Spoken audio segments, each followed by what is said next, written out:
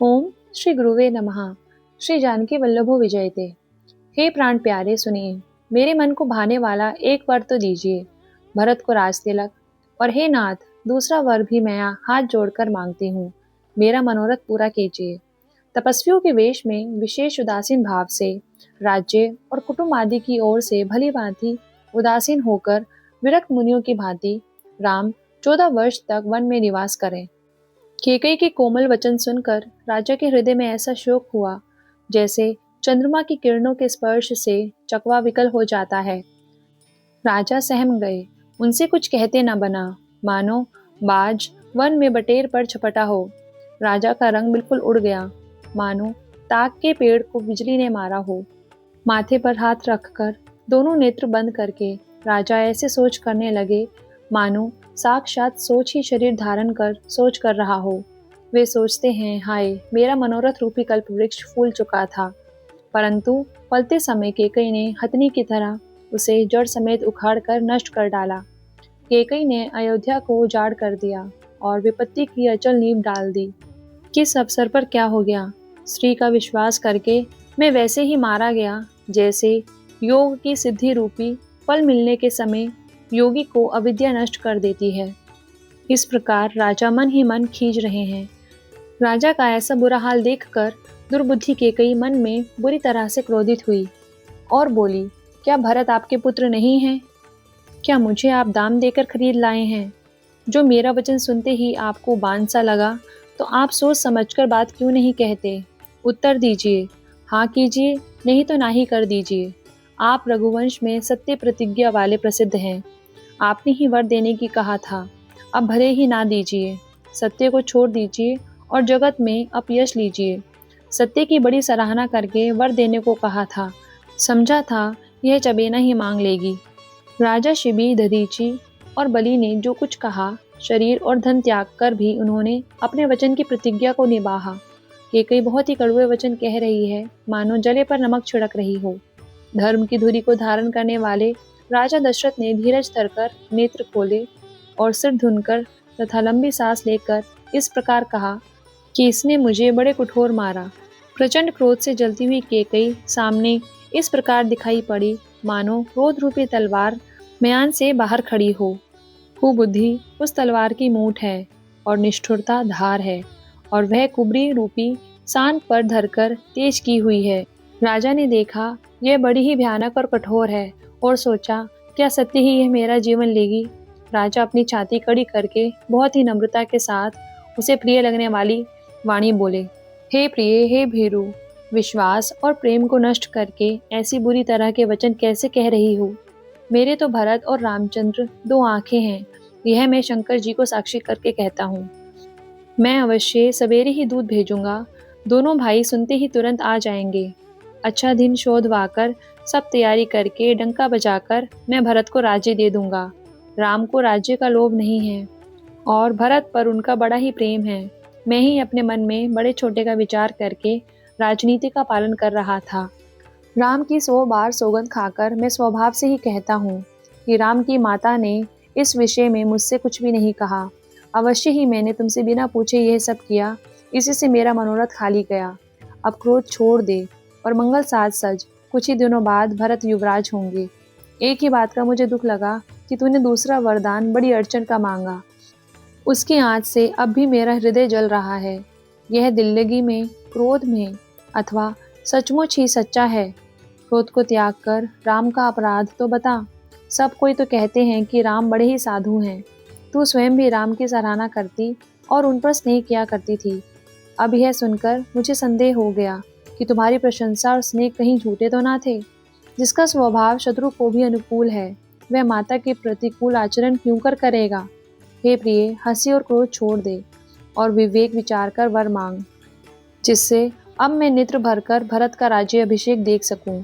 मछली चाहे बिना पानी के जीती रहे और सांप भी चाहे बिना मणि के दीन दुखी होकर जीता रहे, परंतु मैं स्वभाव से ही कहता हूँ, मन में जरा भी छल रखकर नहीं, कि मेरा जीवन राम के बिना नहीं है। हे चतुर प्रिय, जी में समझ देख, मेरा जीवन श्री राम के दर्शन के अधीन है। राजा के कोमल वचन सुनकर दुर्बुद्धि केकई अत्यंत जल रही है, मानो अग्नि में घी की आहुतियाँ पड़ रही है। केकई कहती है, आप करोड़ उपाय क्यों ना करें, यहाँ आपकी माया नहीं चलेगी। या तो मैंने जो मांगा है सो दीजिए, नहीं तो ना ही करके अपयश लीजिए। मुझे बहुत प्रपंच नहीं सुहाते।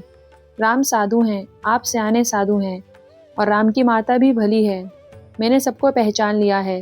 कौशल्या ने मेरा जैसा भला चाहा है, मैं भी साका करके उन्हें वैसे ही फल दूंगी।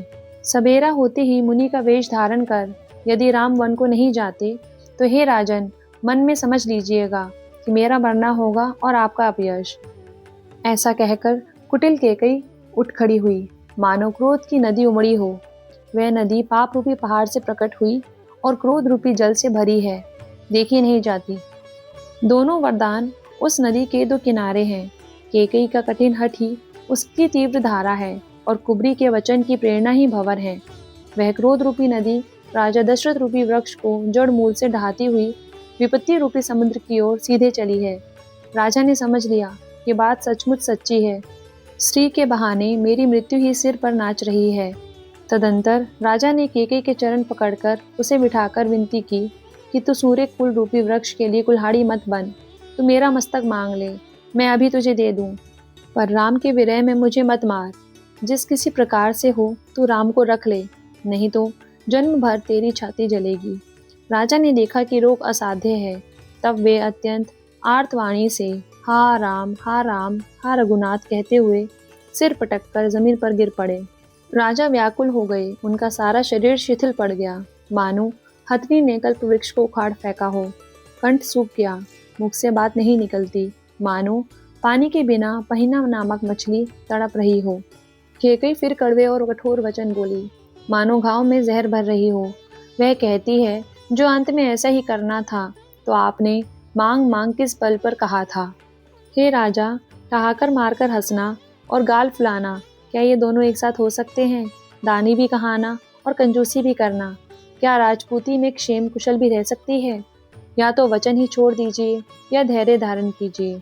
यूं असहाय स्त्री की भांति रोइए पीटिए नहीं। सत्यव्रती के लिए तो शरीर, स्त्री, पुत्र, घर, धन और पृथ्वी सब तिनके के बराबर कहे गए हैं। केकई के मर्म भेदी वचन सुनकर राजा ने कहा कि तू जो चाहे कह, तेरा कुछ भी दोष नहीं। मेरा काल तुझे मानो पिशाच होकर लग गया है, वही तुझसे यह सब कहलवा रहा है। भरत तो भूलकर भी राजपद नहीं चाहते, होनहार वश तेरे ही जी में कुमति आ बसी। यह सब मेरे पापों का परिणाम है, जिससे उस समय में विधाता विपरीत हो गया। तेरी उजाड़ी हुई यह सुंदर अयोध्या फिर भली भांति बसेगी और समस्त गुणों के धाम श्री राम की प्रभुता भी होगी। सब भाई उनकी सेवा करेंगे और तीनों लोकों में श्री राम की बड़ाई होगी। केवल तेरा कलंक और मेरा पछतावा मरने पर भी नहीं मिटेगा, ये किसी तरह नहीं जाएगा। अब तुझे जो अच्छा लगे वही कर, मुंह छिपाकर मेरी आंखों की ओर जा बैठ। मैं हाथ जोड़कर कहता हूँ कि जब तक मैं जीता रहूं तब तक फिर कुछ ना कहना। अरे अभागिनी, फिर तू अंत में पछताएगी, जो तू नहारों के लिए गाय को मार रही है। राजा करोड़ों प्रकार से समझा कर और यह कहकर कि तू क्यों सर्वनाश कर रही है, पृथ्वी पर गिर पड़े, पर कपट करने में चतुर केकई कुछ बोलती नहीं, मानो मौन होकर मसान जगा रही हो। राजा राम राम रट रहे हैं और ऐसे व्याकुल हैं जैसे कोई पक्षी पंख के बिना बेहाल हो। वे अपने हृदय में मनाते हैं कि सवेरा ना हो और कोई जाकर श्री रामचंद्र जी से ये बात ना कहे, हे रघुकुल के गुरु सूर्य भगवान, आप अपना उदय ना करें। अयोध्या को देखकर आपके हृदय में बड़ी पीड़ा होगी। राजा की प्रीति और केकई की निष्ठुरता दोनों को ब्रह्मा ने सीमा तक रचकर बनाया है, अर्थात राजा प्रेम की सीमा है और केकई निष्ठुरता की। विलाप करते करते ही राजा को सवेरा हो गया। राजद्वार पर वीणा, बांसुरी और शंख की ध्वनि होने लगी। भाट लोग कुल की यश कीर्ति गा रहे हैं और गवैये गुणों का गान कर रहे हैं। सुनने पर राजा को वो बाण जैसे लगते हैं। राजा को ये सब मंगल साज कैसे नहीं सुहा रहे, जैसे पति के साथ सती होने वाली स्त्री को आभूषण। श्री रामचंद्र जी के दर्शन की लालसा और उत्साह के कारण उस रात्रि में किसी को भी नींद नहीं आई। राजद्वार पर मंत्रियों और सेवकों की भीड़ लगी है। वे सब सूर्य को उदय हुआ देखकर कहते हैं, कि ऐसा कौन सा विशेष कारण है कि अवधपति दशरथ जी अभी तक नहीं जागे। राजा नित्य ही रात के पिछले पहर जाग जाया करते हैं, किंतु आज हमें बड़ा आश्चर्य हो रहा है। हे सुमंत्र, जाओ, जाकर राजा को जगाओ, उनकी आज्ञा पाकर हम सब काम करें। तब सुमंत्र रावले में गए, पर महल को भयानक देखकर वे जाते हुए डर रहे हैं। ऐसा लगता है मानो दौड़कर काट खाएगा। उसकी ओर देखा भी नहीं जाता, मानो विपत्ति और विषाद ने वहां डेरा डाल रखा हो। पूछने पर कोई जवाब नहीं देता। वे उस महल में गए जहां राजा और केकई थे। जय जीव कहकर सिर नवाकर बैठे और राजा की दशा देखकर तो वे सूख ही गए। देखा कि राजा सोच से व्याकुल है, चेहरे का रंग उड़ गया है, जमीन पर ऐसे पड़े हैं मानो कमल जड़ छोड़कर मुरझाया पड़ा हो। मंत्री मारे डर के कुछ पूछ नहीं सकते। तब अशुभ से भरी हुई और शुभ से विहीन केकई बोली, राजा को रात भर नींद नहीं आई, इसका कारण जगदीश्वर ही जाने। इन्होंने राम राम रटकर सवेरा कर दिया, परंतु इसका भेद राजा कुछ भी नहीं बतलाते। तुम जल्दी जाकर राम को बुला लाओ, तब आकर समाचार पूछना। राजा को रुख जानकर सुमंत्र जी चले, समझ गए कि रानी ने कुछ कुचाल की है। सुमंत्र सोच से व्याकुल हैं, रास्ते पर पैर नहीं पड़ता। सोचते हैं राम जी को बुलाकर राजा क्या कहेंगे। किसी तरह हृदय में धीरज धरकर वे द्वार पर गए। सब लोग उनको मन मारे देखकर पूछने लगे। सब लोगों का समाधान करके सुमंत्र वहां गए जहां सूर्य कुल के तिलक श्री रामचंद्र जी थे। श्री रामचंद्र जी ने सुमंत्र को आते देखा तो पिता के समान समझकर उनका आदर किया। श्री रामचंद्र जी का मुख देखकर और राजा की आज्ञा सुनकर वे रघुकुल के दीपक श्री रामचंद्र जी को लिवा चले। श्री रामचंद्र जी मंत्री के साथ बुरी तरह से जा रहे हैं।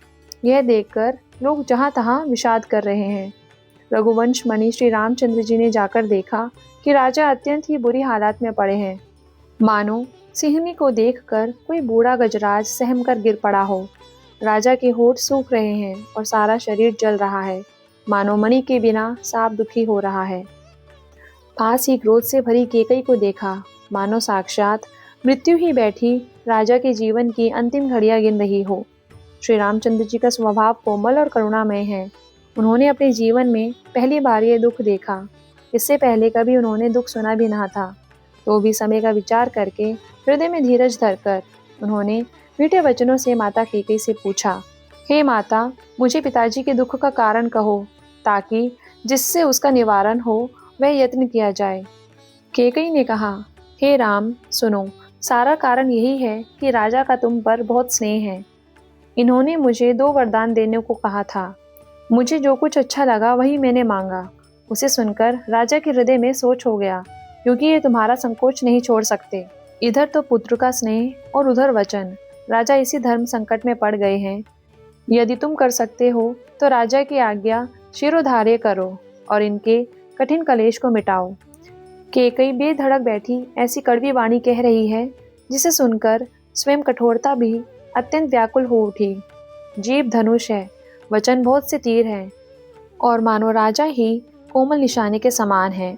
इस सारे साज समान के साथ मानो स्वयं कठोरपन श्रेष्ठ वीर का शरीर धारण करके धनुष विद्या सीख रहा है।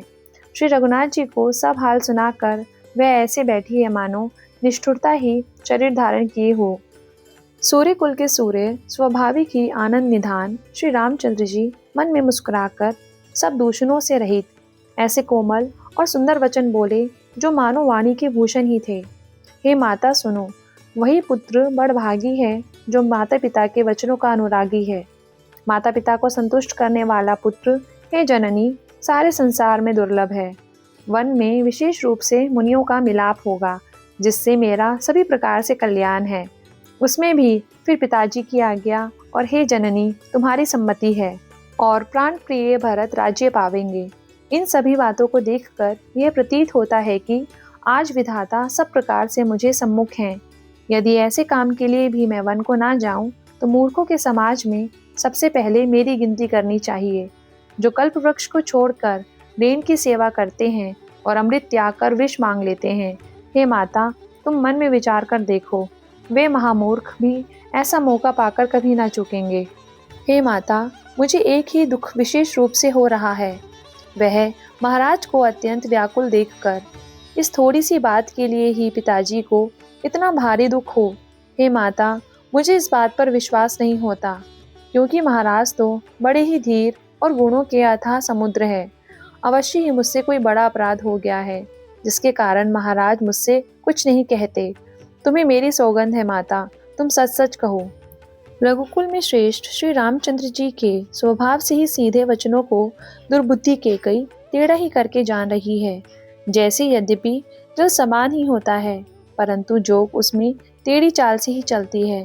रानी केकई श्री रामचंद्र जी का रुख पाकर हर्षित हो गई और कपटपूर्ण स्नेह दिखाकर बोली, तुम्हारी शपथ और भरत की सौगंध है, मुझे राजा के दुख का दूसरा कुछ भी कारण विदित नहीं है।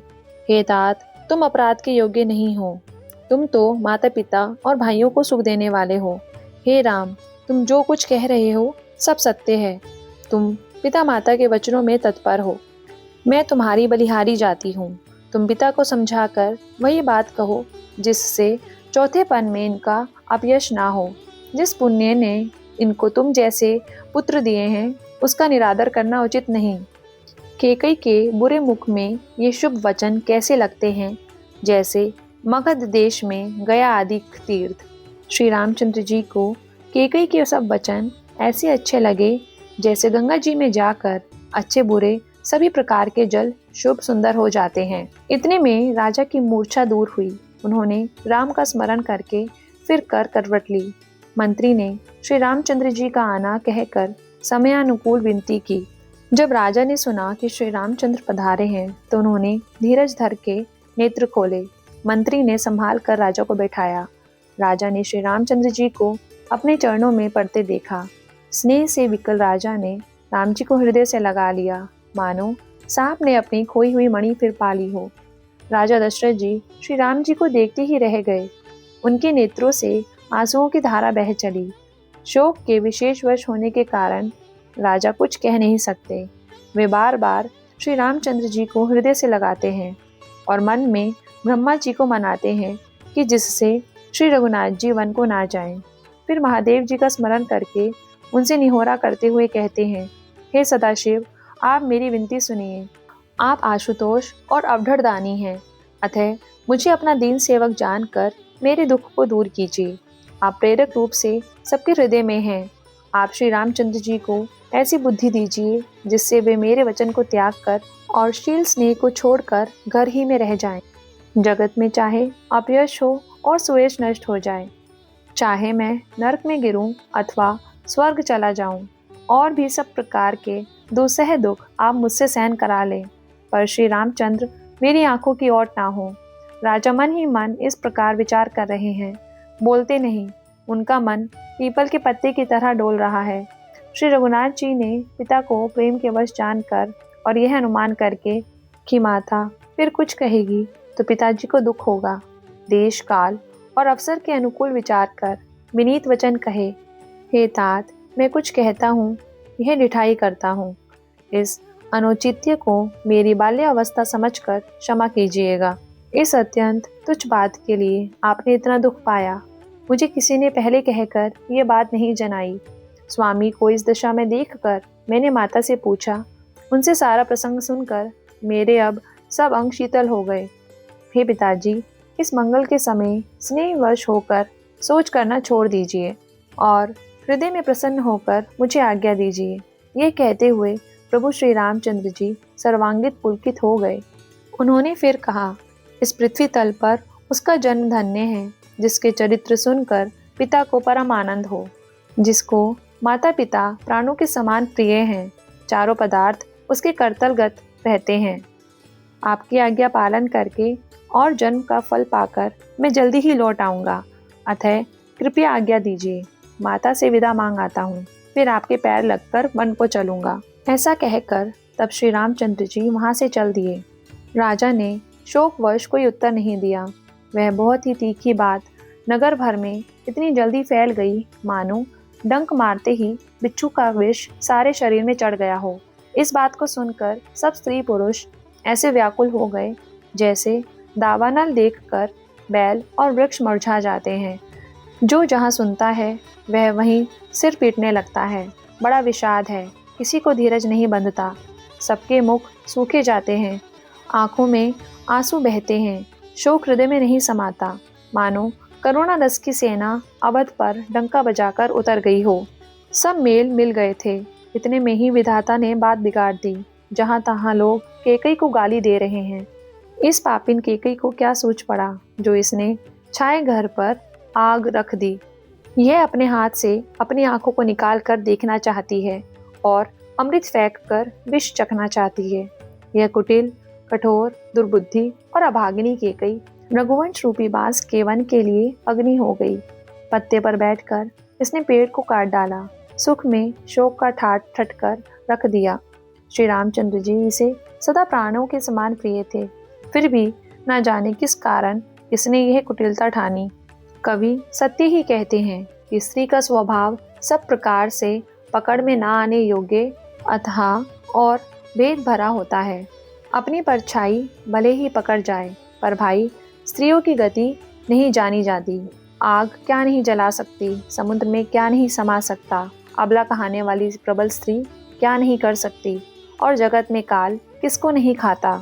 विधाता ने क्या सुनाकर क्या सुना दिया और क्या दिखाकर अब क्या दिखाना चाहता है। एक कहते हैं कि राजा ने अच्छा नहीं किया, दुर्बुद्धि केके को विचार कर वर नहीं दिया, जो हट करके केके की बातों को पूरा करने में अड़े रहकर स्वयं सब दुखों के पात्र हो गए। स्त्री के विशेष वश होने के कारण मानो उसका ज्ञान और गुण जाता रहा। एक जो धर्म की मर्यादा को जानते हैं और सियाने हैं, वे राजा को दोष नहीं देते। वे शिबी दधीची और हरिश्चंद्र की कथा एक दूसरे से बखान कर कहते हैं। कोई एक इसमें भरत जी की सम्मति बताते हैं, कोई एक सुनकर उदासीन भाव से रह जाते हैं, कोई हाथ से कान मूंद कर और जीभ को दांतों तले दबाकर कहते हैं कि यह बात झूठ है, ऐसी बात कहने से तुम्हारे पुण्य नष्ट हो जाएंगे। भरत जी को तो श्री रामचंद्र जी प्राणों के समान प्यारे हैं। चंद्रमा चाहे आग की चिंगारियां बरसाने लगे और अमृत चाहे विष के समान हो जाए, परंतु भरत जी स्वप्न में भी कभी श्री रामचंद्र जी के विरुद्ध कुछ नहीं करेंगे। कोई एक विधाता को दोष देते हैं जिसने अमृत दिखाकर विष दे दिया।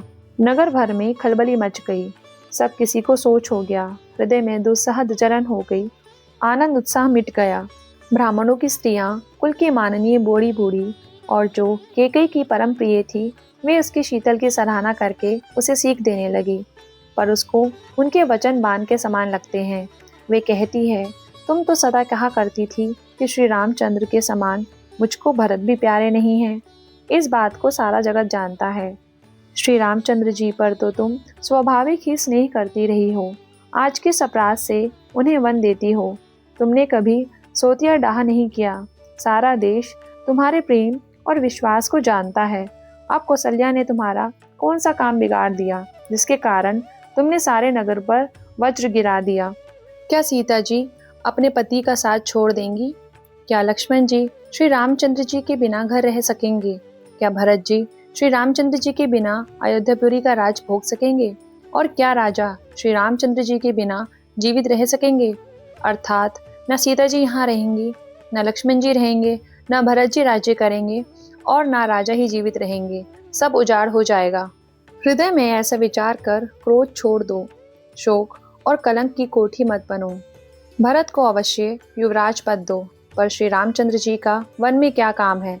श्री रामचंद्र जी राज्य के भूखे नहीं हैं, वे धर्म की धुरी को धारण करने वाले और विषय रस से रूखे हैं। इसलिए तुम यह शंका ना करो कि श्री राम जी वन ना गए तो भरत के राज्य में विघ्न करेंगे। इतने पर भी मन ना माने तो तुम राजा से दूसरा ऐसा वर ले लो कि श्री राम घर छोड़कर गुरु के घर रहें। जो तुम हमारे कहने पर ना चलोगी तो तुम्हारे हाथ कुछ भी ना लगेगा। यदि तुमने कुछ हंसी की हो तो उसे प्रकट में कहकर जना दो। राम सरीखा पुत्र क्या वन के योग्य है? यह सुनकर लोग तुम्हें क्या कहेंगे? जल्दी उठो और वही उपाय करो जिस उपाय से इस शोक और कलंक का नाश हो। जिस तरह शोक और कलंक मिटे, वही उपाय करके कुल की रक्षा करो। वन जाते हुए श्री राम जी को हट करके लौटा ले, दूसरी कोई बात ना चला। तुलसीदास जी कहते हैं, जैसे सूर्य के बिना दिन, प्राण के बिना शरीर और चंद्रमा के बिना रात निर्जीव तथा शोभाहीन हो जाती है, वैसे ही श्री रामचंद्र जी के बिना अयोध्या हो जाएगी। हे भामिनी, तो अपने हृदय में इस बात को समझ तो सही। इस प्रकार सखियों ने ऐसी सीख दी जो सुनने में मीठी और परिणाम में हितकारी थी। पर कुटिला कुबरी की सिखाई पढ़ाई हुई केकई ने इस पर जरा भी कान नहीं दिया। केकई कोई उत्तर नहीं देती, वह दूसरे क्रोध के मारे रूखी हो रही है। ऐसी देखती है मानो भूखी बाघिन हिरनियों को देख रही हो। तब सखियों ने रोग को असाध्य समझकर उसे छोड़ दिया। सब उसको मंदबुद्धि अभागिनी कहती हुई चल दी। राज्य करते हुए इस केकई को देव ने नष्ट कर दिया। इसने जैसा कुछ किया वैसे कोई भी ना करेगा। नगर के सब स्त्री पुरुष इस प्रकार विलाप कर रहे हैं और उस कुचाली केकई को करोड़ों गालियां दे रहे हैं। लोग विषम ज्वर से जल रहे हैं। लंबी सांसें लेते हुए वे कहते हैं कि श्री रामचंद्र जी के बिना जीने की कौन आशा है। महान वियोग से प्रजा ऐसी व्याकुल हो गई है मानो पानी सूखने के समय जलचर जीवों का समुदाय व्याकुल हो। सभी स्त्री पुरुष अत्यंत विषाद के वश हो रहे हैं। स्वामी श्री रामचंद्र जी माता कौशल्या के पास गए। उनका मुख प्रसन्न है और चित्त में चौगुना चाव है। यह सोच मिट गया है कि राजा कहीं रख ना लें।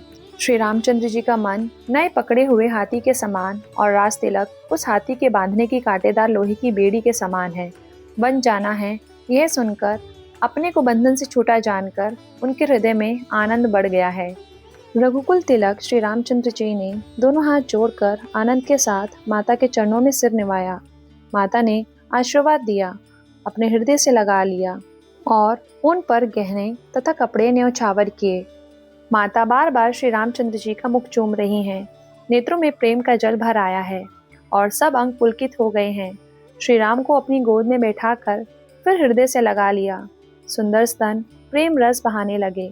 उनका प्रेम और महान आनंद कुछ कहा नहीं जाता, मानो कंगाल ने कुबेर का पद पा लिया हो। बड़े आदर के साथ सुंदर मुख देखकर माता मधुर वचन बोली, हे तात, माता बलिहारी जाती है। कहो वह आनंद मंगलकारी लग्न कब है जो मेरे पुण्यशील और सुख की सुंदर सीमा है और जन्म लेने के लाभ की पूर्णतम अवधि है, तथा जिस लग्न को सभी स्त्री पुरुष अत्यंत व्याकुलता से इस प्रकार चाहते हैं जिस प्रकार प्यास से चातक और चातकी शरद ऋतु के स्वाति नक्षत्र की वर्षा को चाहते हैं। हे तात, मैं बलैया लेती हूँ, तुम जल्दी नहा लो और जो मन भावे कुछ मिठाई खा लो। भैया तब पिता के पास जाना, बहुत देर हो गई है, माता बलिहारी जाती है। माता के अत्यंत अनुकूल वचन सुनकर जो मानो स्नेह रूपी कल्पवृक्ष के फूल थे, जो सुख रूपी मकरंद से भरे थे और श्री के मूल थे, ऐसे वचन रूपी फूलों को देखकर श्री रामचंद्र जी का मन रूपी भौरा उन पर नहीं भूला। धर्म धुरीण श्री रामचंद्र जी ने धर्म की गति को जानकर माता से अत्यंत कोमल वाणी से कहा, हे माता, पिताजी ने मुझको वन का राज्य दिया है जहाँ सब प्रकार से मेरा बड़ा काम बनने वाला है। हे माता, तू प्रसन्न मन से मुझे आज्ञा दे जिससे मेरी वन यात्रा में आनंद मंगल हो। मेरे स्नेहवश भूलकर भी डरना नहीं। हे माता, तेरी कृपा से आनंद ही होगा। 14 वर्ष वन में रहकर पिताजी के वचन को प्रमाणित कर फिर लौटकर तेरे चरणों का दर्शन करूंगा। तू मन को दुखी ना कर। रघुकुल में श्रेष्ठ श्री राम जी के ये बहुत ही नम्र और मीठे वचन माता के हृदय में बाण के समान लगे और कसकने लगे। उस शीतल वाणी को सुनकर कौशल्या वैसे ही सहम कर सूख गई जैसे बरसात का पानी पड़ने से जवासा सूख जाता है। हृदय का विषाद कुछ कहा नहीं जाता, मानो सिंह की गर्जना सुनकर हिरनी विकल हो गई हो। नेत्रों में जल भर आया, शरीर थरथर कांपने लगा, मानो मछली माजा खाकर बदहवास हो गई हो। धीरज धरकर पुत्र का मुख देखकर माता गदगद वचन कहने लगी, हे तात, तुम तो पिता को प्राणों के समान प्रिय हो। तुम्हारे चरित्र को देखकर वे नित्य प्रसन्न होते हैं। राज्य देने के लिए उन्होंने ही शुभ दिन शोधवाया था, फिर अब किस अपराध से वन जाने को कहा। हे तात, मुझे इसका कारण सुनाओ। सूर्यवंश को जलाने के लिए अग्नि कौन हो गया? तब श्री रामचंद्र जी का रुख देखकर मंत्री के पुत्र ने सब कारण समझाकर कहा। उस प्रसंग को सुनकर वे गूंगी जैसी रह गई। उनकी दशा का वर्णन नहीं किया जा सकता। न रख ही सकती है, न यह कह सकती है कि वन को चले जाओ। दोनों ही प्रकार से हृदय में बड़ा भारी संताप हो रहा है। मन में सोचती हैं कि देखो, विधाता की चाल सदा सबके लिए टेढ़ी होती है। लिखने लगे चंद्रमा और लिखा गया राहु। धर्म और स्नेह दोनों ने कौशल्या जी की बुद्धि को घेर लिया। उनकी दशा सांप छुछुंदर की सी हो गई। वे सोचने लगी कि यदि मैं अनुरोध करके पुत्र को रख लेती हूँ तो धर्म जाता है और भाइयों में विरोध होता है, और यदि वन जाने को कहती हूँ तो बड़ी हानि होती है। इस प्रकार के धर्म संकट में पड़कर रानी विशेष रूप से सोच के वश हो गई। फिर बुद्धिमती कौशल्या जी श्री धर्म को समझकर और राम तथा भरत दोनों पुत्रों को समान जानकर सरल स्वभाव वाली श्री रामचंद्र जी की माता बड़ा धीरज धरकर वचन बोली, हे तात, मैं बलिहारी जाती हूँ। तुमने अच्छा किया। पिता की आज्ञा का पालन करना ही सब धर्मों का शिरोमणि धर्म है। राज्य देने को कहकर वन दे दिया, उसका मुझे लेश मात्र भी दुख नहीं है। दुख तो इस बात का है कि तुम्हारे बिना भरत को, महाराज को और प्रजा को बड़ा भारी कलेश होगा। हे तात, यदि केवल पिताजी की ही आज्ञा हो तो माता को बड़ी जानकर वन को मत जाओ, किंतु यदि माता पिता दोनों ने वन जाने को कहा है तो वन तुम्हारे लिए सैकड़ों अयोध्या के समान है। वन के देवता तुम्हारे पिता होंगे और वन देवियां माता होंगी। वहाँ के पशु पक्षी तुम्हारे चरण कमलों के सेवक होंगे। राजा के लिए अंत में तो वनवास करना उचित ही है। केवल तुम्हारी अवस्था देखकर हृदय में दुख होता है। हे रघुवंश के तिलक, वन बड़ा भाग्यवान है और यह अवध अभागी है जिसे तुमने त्याग दिया। हे पुत्र, यदि मैं कहूँ कि मुझे भी साथ ले लो तो तुम्हारे हृदय में संदेह होगा कि माता इसी बहाने मुझे रोकना चाहती हैं। हे पुत्र, तुम सभी के परम प्रिय हो, प्राणों के प्राण और हृदय के जीवन हो। वही तुम कहते हो कि माता, मैं वन को जाऊं, और मैं तुम्हारे वचनों को सुनकर बैठी पछताती हूँ। यह सोचकर झूठा स्नेह बढ़ाकर मैं हट नहीं करती। बेटा, मैं बलैया लेती हूँ। माता का नाता मानकर मेरी सुध भूल न जाना। हे गोसाई, सब देव और पितर तुम्हारी वैसी ही रक्षा करेंगे जैसे पलकें आँखों की रक्षा करती हैं। तुम्हारे वनवास की अवधि जल है, प्रियजन और कुटुंबी मछली हैं। तुम दया की खान और धर्म की धुरी को धारण करने वाले हो। ऐसा विचार कर वही उपाय करना जिसमें सबके जीते जी तुम आ मिलो। मैं बलिहारी जाती हूँ। तुम सेवकों, परिवार वालों और नगर भर को अनाथ करके सुखपूर्वक वन को जाओ। आज सबके पुण्यों का फल पूरा हो गया। कठिन काल हमारे विपरीत हो गया। बहुत विलाप करके और अपने को परम अभागिनी जानकर माता श्री रामचंद्र जी के चरणों में लिपट गई। हृदय में भयानक दुख संताप छा गया। उस समय के बहुविध विलाप का वर्णन नहीं किया जा सकता। श्री रामचंद्र जी ने माता को उठाकर हृदय से लगा लिया और फिर कोमल वचन कहकर उन्हें समझाया। उसी समय यह समाचार सुनकर सीता जी अकुला उठी और सास के पास जाकर उनके दोनों चरण कमलों की वंदना कर सिर नीचा करके बैठ गईं। सास ने कोमल वाणी से आशीर्वाद दिया। वे सीता जी को अत्यंत सुकुमारी देखकर व्याकुल हो उठी। रूप की राशि और पति के साथ पवित्र प्रेम करने वाली सीता जी नीचा मुख किए बैठी सोच रही हैं। जीवननाथ वन को चलना चाहते हैं। देखें किस पुण्य से उनका साथ होगा। शरीर और प्राण दोनों साथ जाएंगे या केवल प्राण ही से इनका साथ होगा। विधाता की करनी कुछ जानी नहीं जाती। सीता जी अपने सुंदर चरणों के नखों से धरती कुरेद रही हैं।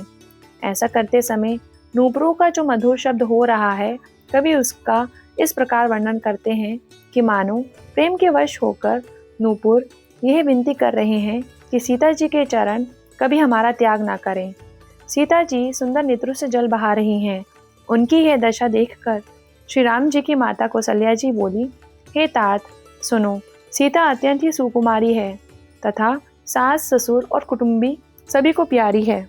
इनके पिता जनक जी राजाओं के शिरोमणि हैं। ससुर सूर्य कुल के सूर्य हैं और पति सूर्य कुल रूपी कुमुद वन को खिलाने वाले चंद्रमा तथा गुण और रूप के भंडार हैं।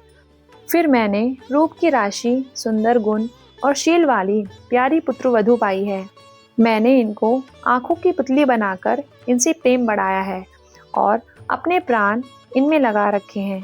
इन्हें कल्पलता के समान मैंने बहुत तरह से बड़े लाड़ चाव के साथ स्नेह रूपी जल में सींच कर पाला है। अब इस लता के फूलने फलने के समय विधाता वाम हो गए। कुछ जाना नहीं जाता कि इसका क्या परिणाम होगा। सीता जी ने पलंग के ऊपर गोद और हिंडोलों को छोड़कर कठोर पृथ्वी पर कभी पैर नहीं रखा। मैं सदा संजीवनी जड़ी के समान इनकी रखवाली करती रही हूँ, कभी दीपक की बत्ती हटाने को भी नहीं कहती। वही सीता अब तुम्हारे साथ वन चलना चाहती है। हे रघुनाथ, उसे क्या आज्ञा होती है। चंद्रमा की किरणों का रस चाहने वाली चकोरी सूर्य की ओर आंख किस प्रकार मिला सकती है। हाथी, सिंह, राक्षस आदि अनेक दुष्ट जीव जंतु वन में विचरते रहते हैं। हे पुत्र, क्या विष की वाटिका में सुंदर संजीवनी बूटी शोभा पा सकती है। वन के लिए तो ब्रह्मा जी ने विषय सुख को ना जानने वाली कोल और भीलों की लड़कियों को रचा है, जिनका पत्थर के कीड़े जैसा कठोर स्वभाव है। उन्हें वन में कभी कलेश नहीं होता। अथवा तपस्वियों की स्त्रियां वन में रहने योग्य हैं, जिन्होंने तपस्या के लिए सब भोग तज दिए हैं। हे पुत्र, जो तस्वीर के बंदर को देखकर डर जाती है, वे सीता वन में किस तरह रहेगी। देव सरोवर के कमल वन में विचरण करने वाली हंसनी क्या तलैया में रहने के योग्य है। ऐसा विचार कर जैसी तुम्हारी आज्ञा हो, मैं जानकी को वैसी ही शिक्षा दूं। माता कहती है, यदि सीता घर में रहे तो मुझको बहुत सहारा हो जाए। श्री रामचंद्र जी ने माता की प्रियवाणी सुनकर, जो मानो शील और स्नेह रूपी अमृत से सनी हुई थी, विवेकमय प्रिय वचन कहकर माता को संतुष्ट किया। फिर वन के गुण दोष प्रकट करके वे जानकी जी को समझाने लगे। मास पारायण 14वां विश्राम।